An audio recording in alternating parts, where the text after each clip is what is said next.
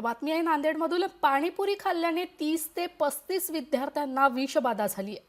नांदेड शहरात लगत असलेल्या विष्णुपुरी भागातील हा प्रकार आहे। तर विद्यार्थ्यांवर नांदेडच्या शासकीय आणि खासगी रुग्णालयात उपचार सुरू आहेत। रात्री गाड्यावर पाणीपुरी खाल्ल्यानंतर विद्यार्थ्यांना मळमळ व पोटदुखीचा त्रास सुरू झाला।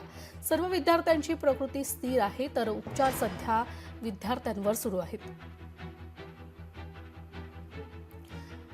आपले प्रतिनिधी कमलाकर आपल्या सोबत जोडले गेले। तर कमलाकर, काय माहिती अधिकची?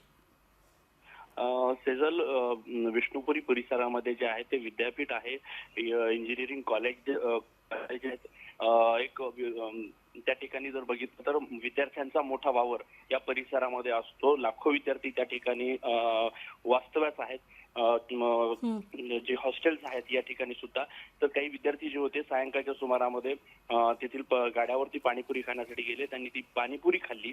असे अनेक विद्यार्थ्यांनी ती पाणीपुरी खाल्लेली होती आणि नंतर जे बघितलं तर संध्याकाळी त्यांना जे आहे ते मळमळ, उलट्या होणे, मळमळ होणे हा त्रास सुरू झाला आणि सकाळी त्यांना जे आहे ते शासकीय रुग्णालय इथे हलवण्यात आलं आणि काही जणांना खाजगी रुग्णालयामध्ये घालवलं आहे। जवळपास 30 ते 35 जणांना ही विषबाधा झाल्याचं स्पष्ट झालेलं आहे आणि आता ह्या सर्वांची प्रकृती जी आहे ती स्थिर असल्याचं आपल्याला सांगितलं जातंय। निश्चितच धन्यवाद कमलाकर, तुम्ही दिलेल्या अधिकच्या माहितीसाठी।